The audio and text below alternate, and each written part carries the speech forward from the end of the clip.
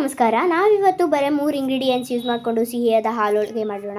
ಅದಕ್ಕೆ ಬೇಕಾಗಿರೋದು ತೆಂಗಿನಕಾಯಿ, ಬೆಲ್ಲ, ಗೋಧಿ ಹಿಟ್ಟು. ಮೊದಲಿಗೆ ಹಿಟ್ಟು ಕಲಿಸ್ಕೊಳ್ಳೋಣ. 2 ಕಪ್ ಅಷ್ಟು ಗೋಧಿ ಹಿಟ್ಟು, ಉಪ್ಪು, ಎಣ್ಣೆ, ನೀರು ಹಾಕಿ ಕಲಿಸ್ಕೊಳ್ಳೋಣ. ನೋಡಿ, ಹಿಟ್ಟು ಕಲಿಸ್ಕೊಂಡಾಗಿದೆ. ಇವಾಗ ಇನ್ನೊಂದು ಪಾತ್ರೆಯಲ್ಲಿ ಬೆಲ್ಲ ಕರಗಿಸ್ಕೊಳ್ಳೋಣ. ಜಾರಲ್ಲಿ ಕೊಬ್ಬರಿ ಹಾಕಿ ಸಣ್ಣಗೆ ರುಬ್ಕೊಳ್ಳಿ. ಇವಾಗ ಬೆಲ್ಲದ ನೀರು ಚೆನ್ನಾಗಿ ಕುದೀತಾ ಇದೆ. ಗ್ಯಾಸ್ ಆಫ್ ಮಾಡಿಕೊಂಡು ಸೋಸ್ಕೊಳ್ಳೋಣ. ಇವಾಗ ಇದಕ್ಕೆ ರುಬ್ಬಿರೋ ಕಾಯಿ ಹಾಕಿ 2 ನಿಮಿಷ ಕುದಿಯಲು ಬಿಡಿ.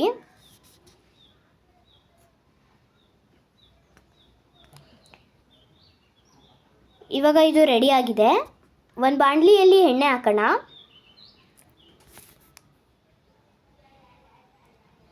ಎಣ್ಣೆ ಕಾಯೋ ಅಷ್ಟರಲ್ಲಿ ಪೂರಿ ಮಾಡ್ಕೊಳ್ಳೋಣ. ನೋಡಿ, ಹಿಟ್ಟು ಎಷ್ಟು ಚೆನ್ನಾಗಿ ನೆಂದಿದೆ ಅಂತ, ಎಷ್ಟು ಸಾಫ್ಟಾಗಿ ಕೂಡ ಇದೆ. ಪೂರಿ ಕೂಡ ಸಾಫ್ಟ್ ಆಗುತ್ತೆ. ನೋಡಿ, ಪೂರಿ ನಿಮಗೆ ಯಾವ ಸೈಜಲ್ಲಿ ಬೇಕೋ ಅಷ್ಟು ಹಿಟ್ಟು ಲಟ್ಟಿಸ್ಕೊಳ್ಳಿ.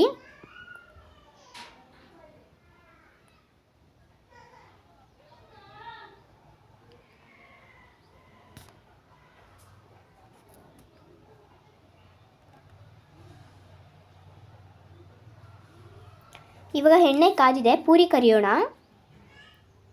ನೋಡಿ, ಪೂರಿ ಎಷ್ಟು ಚೆನ್ನಾಗಿ ಬರ್ತಿದೆ ಅಂತ.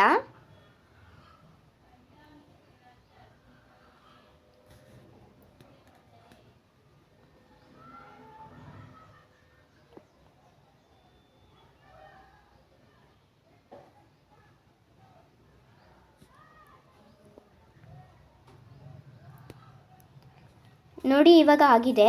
ಇದನ್ನು ಮಾಡ್ಕೊಂಡಿರೋ ಕೊಬ್ಬರಿ ಹಾಲಲ್ಲಿ ಹಾಕಿ ಡಿಪ್ ಮಾಡಿ.